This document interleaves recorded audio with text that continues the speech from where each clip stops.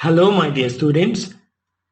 Today, let's discuss the question and answers from the chapter Eri. When you open the textbook at page number 41, you can see the short answer questions. So, we will begin with the short answer question. Question number 1 is, who is Eri? The answer is, Eri was a reformer who led the social reformation of the Pariah community in the second half of the 19th century. He was a man with a progressive soul and was well versed in Sanskrit and chants. Now we will move on to the second question. The second question is, who is the narrator of the novel Eri? The answer is, the narrator of the novel Eri is a university research scholar. The novel is his search for the history of an anonymous Eri, an intercaste born of a Parian father and a Malayan mother. Now the third question. Why is the character of Eri important for the narrator? Answer. As a subaltern linguist, the narrator was interested to know what might have Teyon Parayan sung about Eri. He was interested to understand whether the stories he had heard about Eri were mere stories or if they had the elements of history.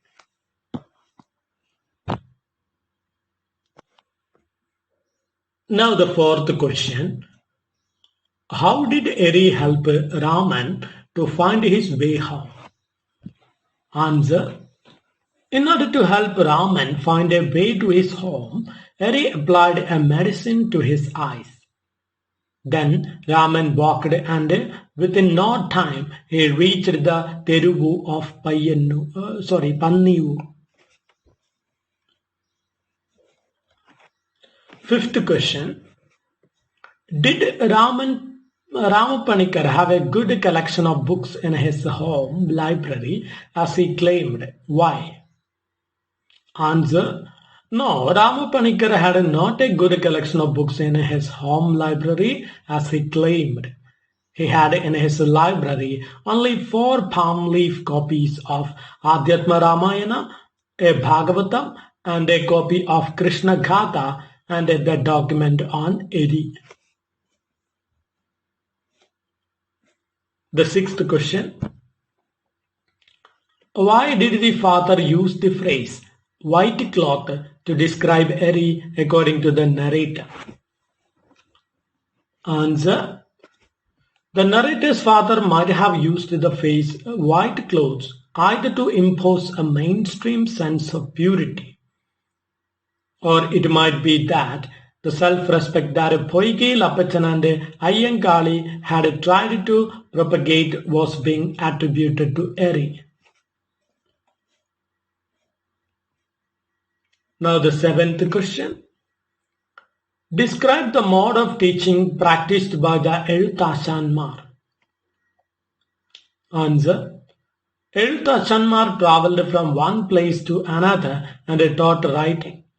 They stayed in a place and taught Amaram, Kavyam, Enjuvadi, etc. Now the eighth question. What did the Antharjanam want from Eri? Answer. The newly widowed Antharjanam wanted to be excommunicated from her Nambuthiri caste by the man Eri polluting her. If Eri can help her that way, she could live in any caste. Moving on to the ninth question. Ninth question is, what happened to the Antharjanam? Answer. After Eri refused to help the Antharjanam, she commits suicide by jumping into the river. Her body lied face down in the river, floating freely among the fish. Now the 10th question. Why did Eri decline the request of the Antharjanam? Answer. Eddie was well aware of the sufferings of his community, sufferings his community had to undergo through because of the high caste people. He doesn't want to bring another form of blame on his tradition by incurring a blemish on the Antharjanam. Now the last question. That is ninth question. Who was Iringal Kanara Panikar? Answer. Iringal Kanara Panikar was a Mandravadi and a skilled Vaidyan who had knowledge in Sanskrit. He was an expert in pediatry and the treatment of fits.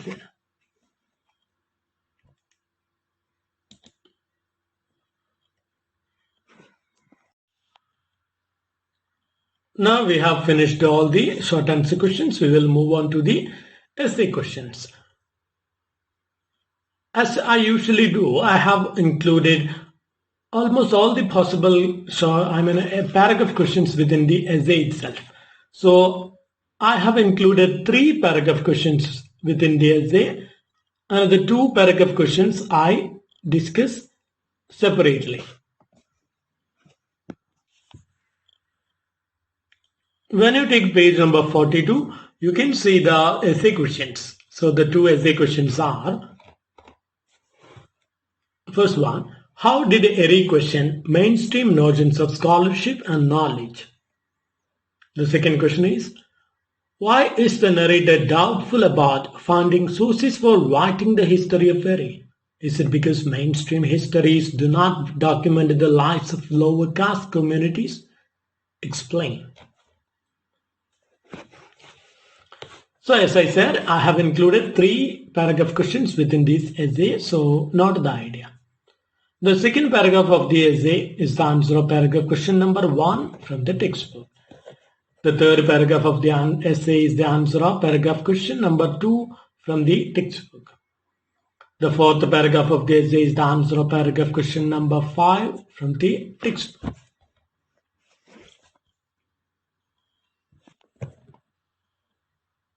Now we will begin the essay. First of all, the introduction paragraph of the essay. A novelist's picture of his subject matter is self-explanatory. In the same way, a historian's picture of his subject matter is, to an extent, self-explanatory.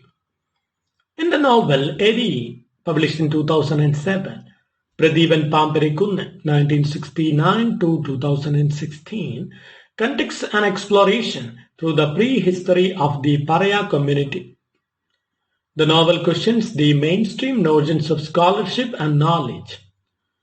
Erie was a reformer who led the social reformation of the Pariah community in the second half of the 19th century. He was a man with a progressive soul and was well versed in Sanskrit and chants.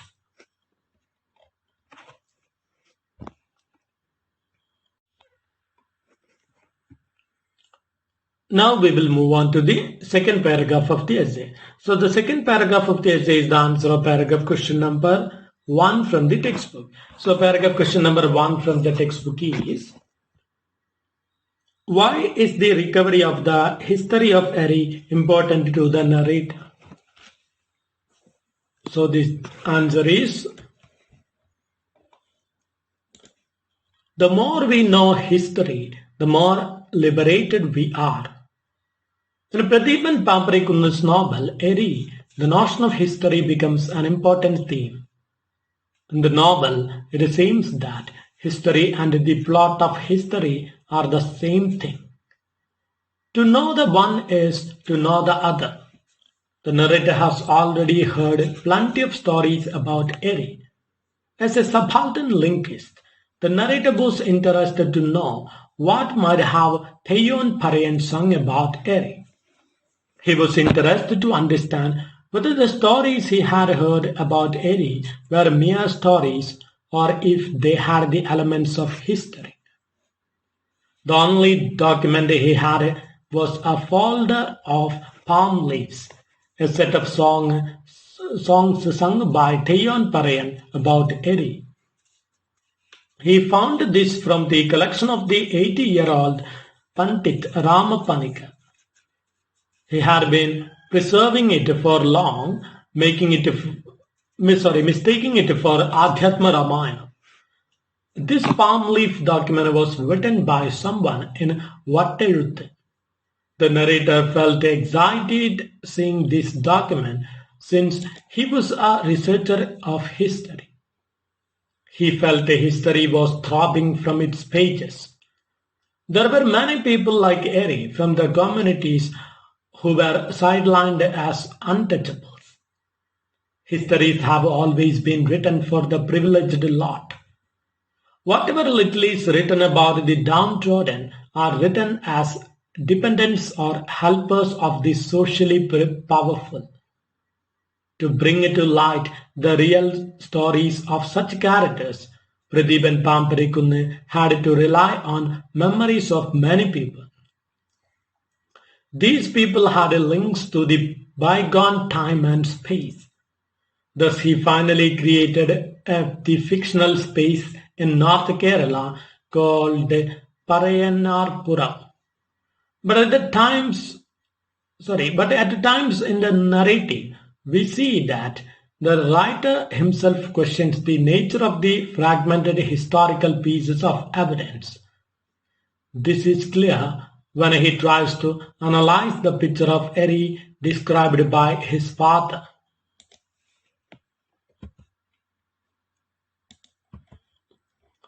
Although a Parayan, Eri always appeared clean, wearing white.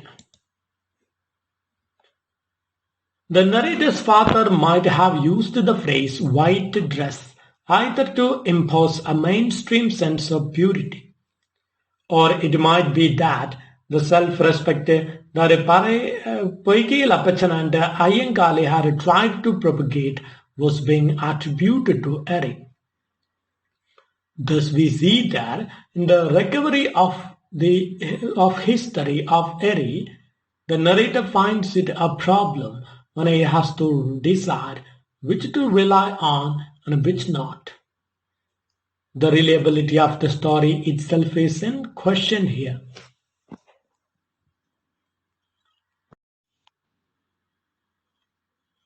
So we have finished the second paragraph of the essay. Now we will move on to the third paragraph of the essay. So as I said, the third paragraph of the essay is the answer of paragraph question number 2 from the textbook. So paragraph question number 2 from the textbook is, does the text try to address the problems of Nambuthiri women? How? So the answer is, the Nambuthiri community holds a prominent position in Kerala's traditional social hierarchy. But ironically, the Nambuthiri women lived cloistered and restricted lives. They are called Antharjanam, which literally means people inside the house. The novel Eri mentions the sad plight of the Nambuthiri women in Kerala. They could not move freely, for the gaze of strangers would corrupt them. The young Nambuthiri girls were married to already married, old and sick Nambuthiri men. The young girls were condemned to be widows and to lead a secluded life in the kitchen or prayer room. They were often ill-treated by the older wives of the dead husband. In the novel, to avoid such a plight, a young Nambuthiri woman tries to escape from the Nambuthiri caste. The newly widowed Antharjanam wanted to be excommunicated from her Nambuthiri caste by the man Eri polluting her. If Eri can help her that way, she could live in any caste. She will get her right to choose a man from lower caste, or she can earn her bread by begging. If Eri is ready to marry her after excommunicating her, that also is possible. The 20 years old Antharjanam describes her dead husband as an old man of over 60 years. She has not lived her life enough. She wants Eri to help so that she could live anywhere outside the Nambuthiri community. But Eri refuses to help her by citing his personal sense of justice. After this, the Antharjanam commits suicide by jumping into the river. Her body lied face down in the river, floating freely among the fish. This incident shows how much she feared the system inside her home. Once she chooses death over life living at her home, it is clear the amount of suffering a Nambudiri woman had to undergo at that time from her husband's home.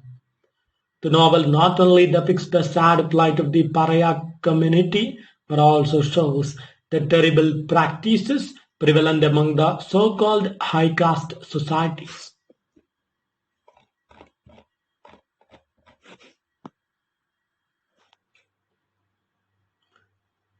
Now we have finished the third paragraph of the essay. Now we will discuss the fourth paragraph of the essay. So as I said, the fourth paragraph of the essay is the answer of paragraph question number 5 from the textbook. So the paragraph question number 5 from the textbook is, describe the parallel tradition of education that existed in Kurumbranad. The answer is, during the second half of the 19th century, Kerala had an indigenous system of education characterized by tradition, caste discrimination, and religious ideas. In the novel Eri, the writer Prathipan Pamparikunne describes the parallel system of education prevailed during the time period in which in his imaginary place named Kurumbranad. Although education was the monopoly of the Brahmins, it was within the reach of all the socially privileged sections of the population. But vast sections of the society belonging to the depressed classes of the Hindu society did not enjoy in general that much facility for education.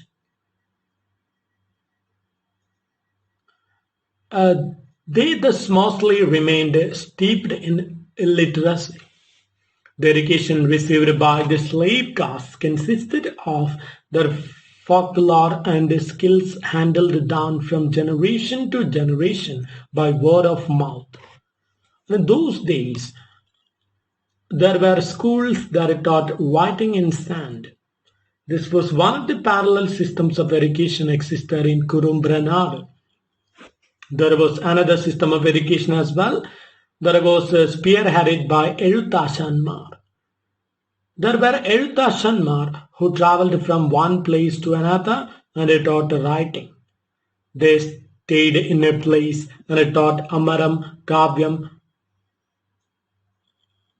Enjuvadi, etc. Amaram means Amarakosham and Kavyam means Manipravala Kavyam. Amarakosha was a work written in verse by Amarasimha for easy memorization. Each caste taught their children what was important for that particular caste. For the Malayas, the Mahabharata was more important. The tales of Mahabharata may be seen incorporated in their various traditional rituals. These rituals include Prakal, Tirkal, Enna Mantra, Toluria, etc. Such a parallel tradition of education existed in Kurumbranad. Only there it was totally related to everyday life. But the writer wonders, but how did a Parayan, the lowest in the caste strata, learn Sanskrit? This shows that, unlike the other castes, the pariah caste has not the opportunity to learn either from the schools that taught writing in sand or from the travelling Ezuthassanmaar. Yet we see that he has mastered Sanskrit, Ayurvedic medicine, Kalaripayat, etc.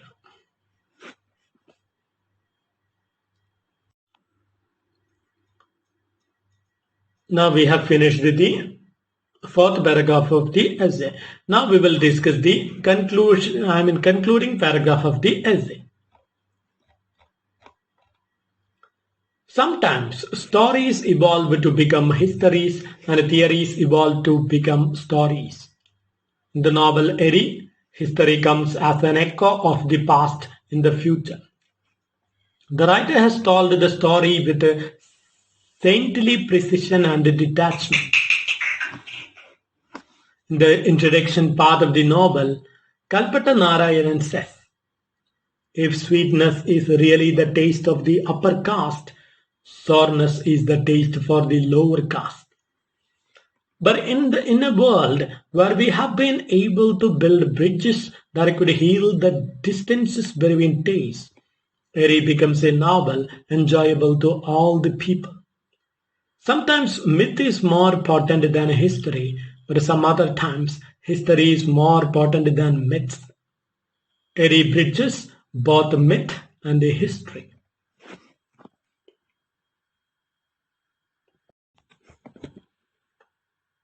Now we have finished the essay question. Now we will move on to the remaining two paragraph question. So the first one is paragraph question number 3 from the textbook. That is, how does Eri question the practice of Pulapedi? The answer is, Pulapedi literally means scare of the Pulayas. It refers to a popular belief prevalent in some parts of Kerala roughly till the middle of the 20th century.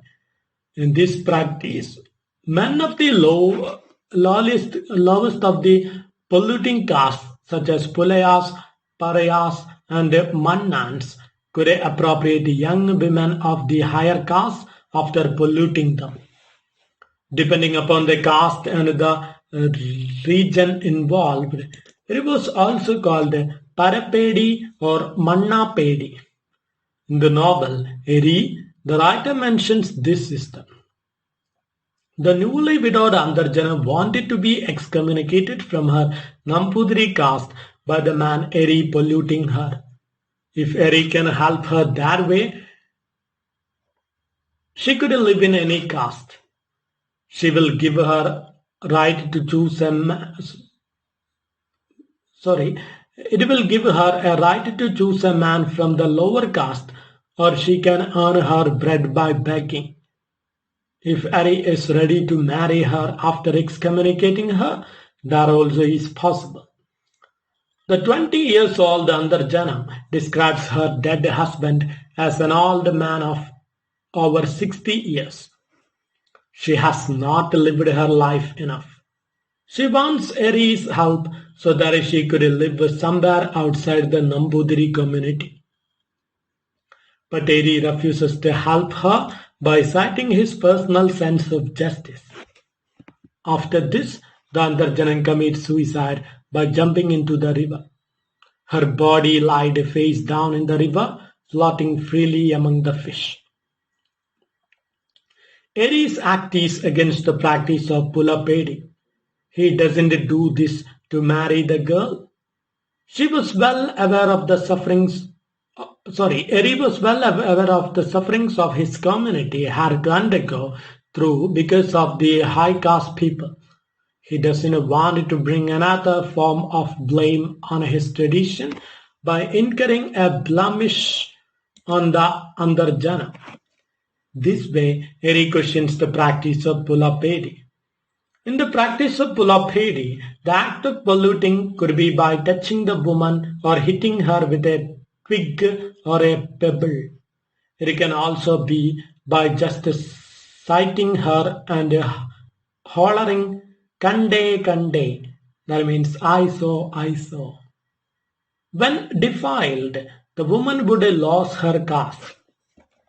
She should declare it publicly and run away from her home and subject herself to be appropriated by the defiler. If not so, she can become a beggar or allowed to be converted to another religion. If not, she could be killed with impunity by her own people.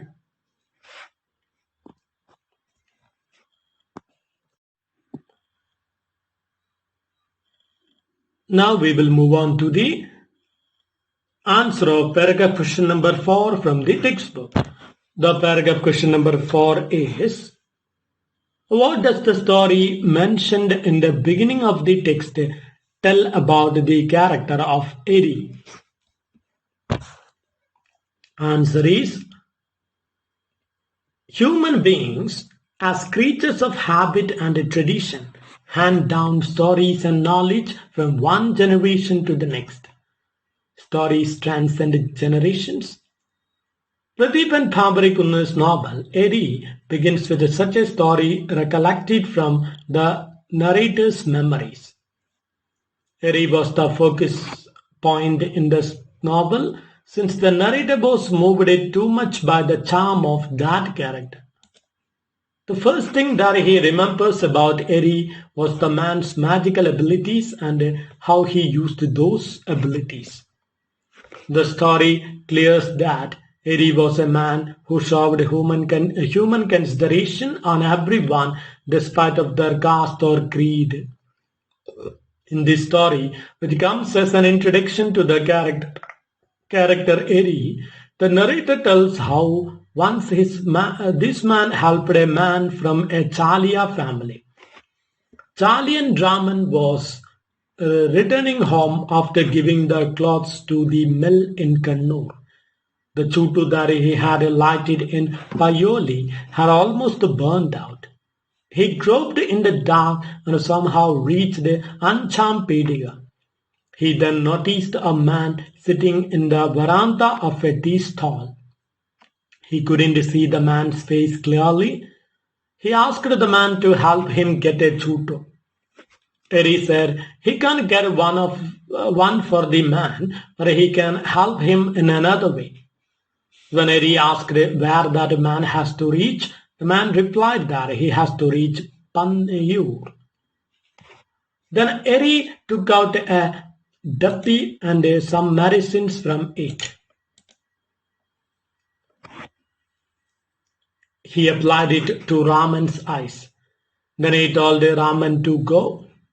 Raman walked, and within no time he reached the Terugu of Panniyur. This story explains the skill of Eri. It presents Eri as a man with extraordinary powers. But this power he uses for helping the needy people. The story's dialogues also show Eri's wish to eradicate caste system. This is very clear from the following dialogue. Hope you don't have a problem coming nearer. This means whatever caste the man belongs to is not a problem to Eri. He wishes the same attitude from the man as well. This shows his wish to stop the bad practices of caste system. According to caste system, a Kshatriyan should stand 32 feet away from a Brahmin, and a Shudra should stand 64 feet away from a Brahmin. Through the dialogues, Eri shows the wish to heal this distance. Here we see Eri rising up to the level of thoughts of a social reformer.